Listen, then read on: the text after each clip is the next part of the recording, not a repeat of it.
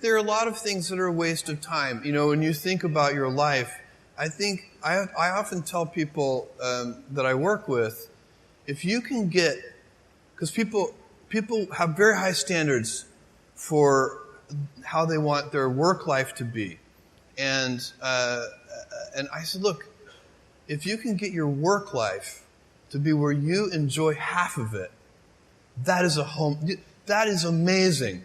Because very few people ever achieve that. Because the truth is, everything comes with overhead. That's reality. Everything comes with pieces that you don't like. You could be a Supreme Court justice, and there's still going to be pieces of your job you don't like. You can be a university professor, and it's still going to be, you have to go to committee meetings, and you have to do every job comes with pieces you don't like. And we need to say, that's part of it. And not resent those pieces, or try not to, but also try to minimize them. I tell senior executives, you should have the least stress. There's this weird, I think, false idea that CEOs, I'm a CEO, there's this false idea that CEOs are under the most stress. Well, I look at that, I'm like, why? You're in charge. Why don't you delegate the stress? It's your choice. And so you have to figure out how to set up your life in such a way that you can minimize the things. And I find people don't dislike hard work. What people dislike is being out of control. Like they can't control their life. They can't control their environment. This happens to me when I get overscheduled. I hate being overscheduled. I want some time to be able to think and free myself. We all have the same amount of time in the world. Nobody has more time than anybody else. And when you become a very successful person, one of the things, you start to get overscheduled. You have this event. You had to agree to do this. And maybe last night you were like, why did I agree to do this? I have to go on stage tomorrow. I wish I were really with my family. And, or I hope maybe not this case. Let's say that you like this one. But in general, that kind of thing happens. And so you have to guard your time and try to stay a little bit flexible.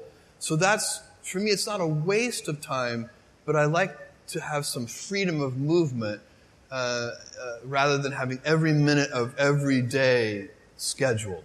So a young person starting their career, I think there are probably a lot of things. Some of them are very well known and people have heard them many times. They're still true. One of those is you should always focus on, a young person should find something that they're passionate about to do.